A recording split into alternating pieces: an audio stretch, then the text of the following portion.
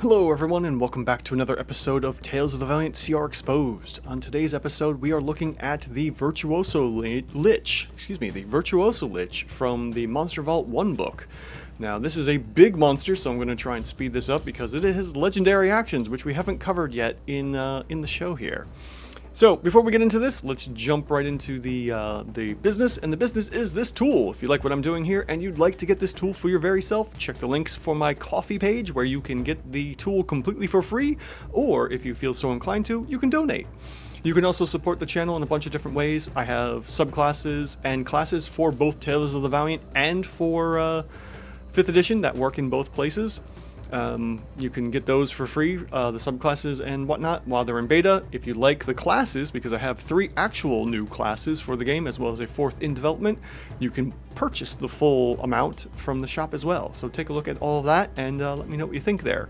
Beyond that, you can also support the show by becoming a member here of the channel at YouTube, where you can get access to videos as soon as they come out before everyone else, as well as some shoutouts at the end of the video highlighting thanks for everyone that has become a backer and a donator and supporter of my work here. You can do that here at YouTube or over at Ko-fi.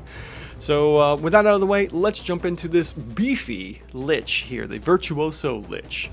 Now, this is quite a chunky one, so let's get into it here. We are looking at CR 12. Our stats are going to be a 0 strength, 7 dex, 2 con, 2 intelligence, 5 wisdom, and a 9 charisma. Now, these will probably be updated a little bit later on. As of that, we have a 17 AC, which is great because our dexterity is 7, so we don't have to really worry about anything there. Our movement is going to be 30 feet, which is perfectly fine. We are looking for 185 adjusted hit points to see how close we get to the actual rating from the book or not. From there, we have resistances.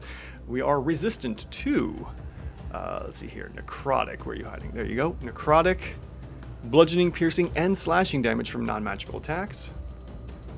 And then as well as, well, that's it for resistances. Then we have immunities. Blinded, deafened, charmed, frightened, and paralyzed.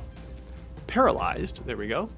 So we have blinded, immune, we have deafened, immune, we have charmed. That's interesting, it was backwards on their page for some reason. Frightened, and paralyzed. Now, the tool has been fixed, so it no longer multiplies the amount that is being counted here for the condition resistances and immunities. It only does it once we hit 3 or more. Then we also have Undead Resilience. Now, the Undead Resilience is going to be immune to poison damage, exhaustion, and to the poisoned condition. I don't know why they break it up like that. It's really kind of funny. So we're immune to poison. We are also immune, to exhaustion and the poisoned condition. I don't know. I'm not going to get into it. Exhaustion and poison. There we go. Alright, so that's everything there. We will have some modifications. We are getting -5 for the immunities. We're also getting -8 for every 2 points here. Now, again, you'll see that because we have 4 here, even though there's 4, because we are tracking it in this area for every 2, these 3 for bludgeoning, piercing, and slashing count as 1. So we actually only have 2, and that 2 triggers the 1, so we're losing -8 and -5 here. Now, moving on, we also have senses and languages, which we don't care about unless we're printing to Homebrewery. And we'll move on to the features for our monster. We do have Legendary Resistance. So we'll come down here, click Legendary Resistance, and gain a -5. We also have Rejuvenation, which doesn't matter. Turn Resistance, again, doesn't matter. Undead Nature, Undead Resilience, well, we covered the Resilience. We have Versatile Artist, that doesn't matter. I'm not going to worry about going over that. Oh, I forgot to mention, if you want to follow along, go and grab your Monster Vault 1 book, turn to page 233 in the book, or 235 in the PDF. And then we will continue on here. Next, we have Artistic Flourish. Melee or ranged spell attack. I guess we're into the attack actions. Yes, we are. The Versatile Artist was the last bit of information there, so we're moving on to actions, excuse me. So for the multi-attack, we have Corrupted, the let's see here. Virtuoso Lich uses Corrupted Art. It then makes 3 Artistic Flourish attacks. It can replace one of the attacks using the spellcasting. Now here's the fun thing about spellcasting. All of the spellcasting is defensive. There is no like direct damage spellcasting in monsters except for very few instances like mages, the Archlich, or not the Archlich, the Archmage, probably Archdruids. Very few monsters in Tales of the Valiant have attack magic. All attack magic is now an action. It's not part of spellcasting. So their reasoning behind here is that if we have all these attacks here and we're going to take all the defensive over here, they kind of balance each other out. So when you don't have attacks, you then have defenses, and it's going to help kind of balance things out. So you're going to track all and only offensive abilities in your monster here.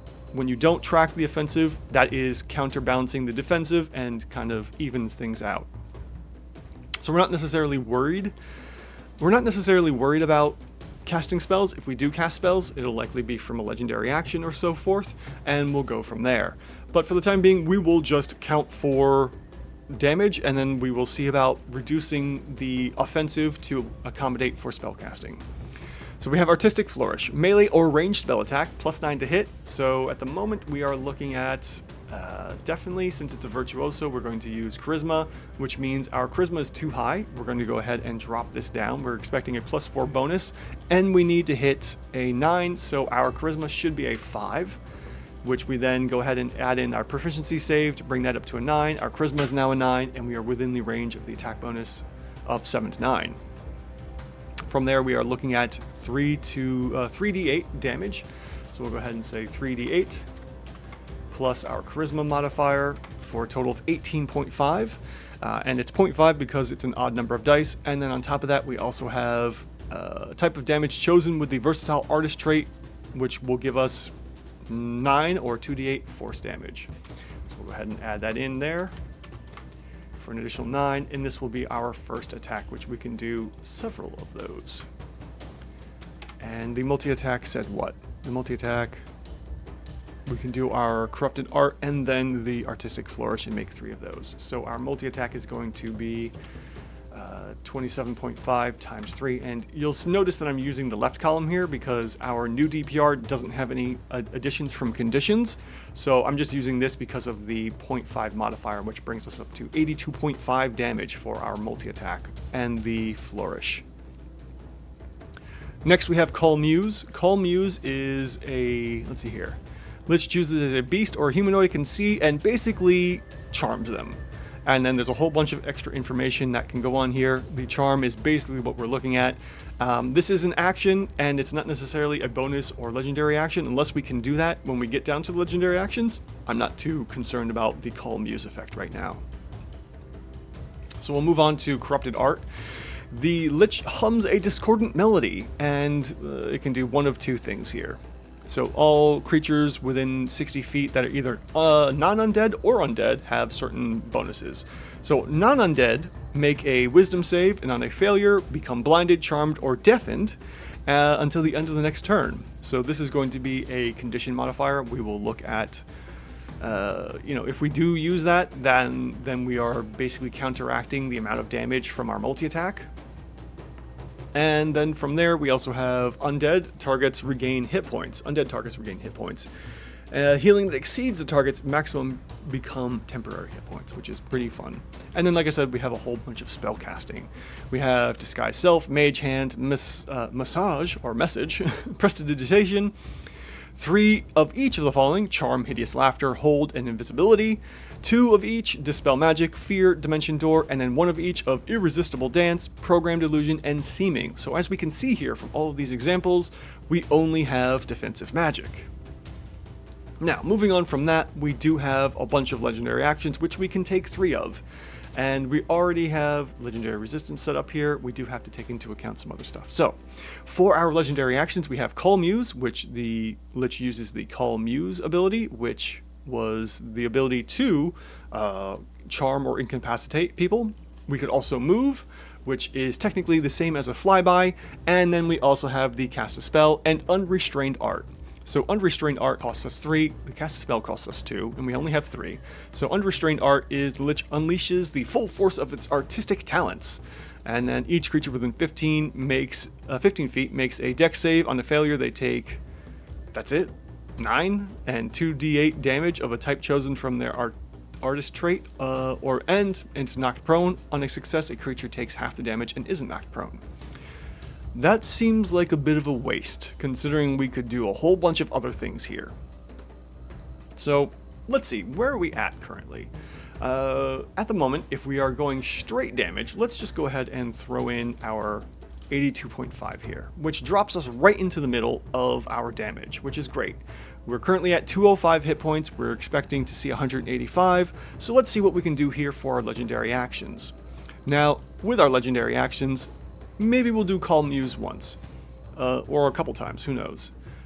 With that, we're going to go ahead and use the bonus action, reaction, or legendary action for Call Muse, which paralyzes, petrifies, stuns, or makes unconscious. Now, in this instance, we are charming, and maybe this works? Let's go ahead and throw this in just to see what happens. We also have the flyby, or a similar trait that allows us to move without taking attacks of opportunity, and that's exactly what our legendary action move allows us to do. So I'm going to also add in the flyby here for this particular reason. So at the moment, with all of this, and considering our legendary actions, which don't have attack actions except for the Unrestrained Art, we're looking at a total of minus 38% hit points. So we're now down to 155. We were looking at 185. So maybe our charm one doesn't actually trigger. So let's remove that and see where we're at now. Now we're at 180. So we're only about 5 hit points off if we take into account the movement or some of the other spellcasting that could do this. So either we're maybe spellcasting or removing, or we're moving and then doing the charming. In any event, it seems like we're probably pretty spot on here by using one or the other and not trying to do as much dominating as possible, because if you've looked at any other DMs that run big monsters like this, their big key is that anytime you take a player out of the game, you're ruining their fun. So trying to make an encounter challenging while not taking the player out of the game entirely, or somehow maybe letting the DC be a little lower than is expected, it's something you want to consider here. And I think at the moment our Virtuoso Lich, where it's standing and between the legendary actions here, is probably pretty spot on here. I mean, 5 hit points out of the total of 180 versus their 185. I think we're pretty close here. So I would say this Virtuoso Lich is like 97% accurate. There's something a little off here between my numbers and their numbers, but it's 5 hit points. That could potentially make or break a game, who knows. But in any event, there you have it. Our Virtuoso Lich has been exposed for its CR value, and I look forward to seeing you in the next one.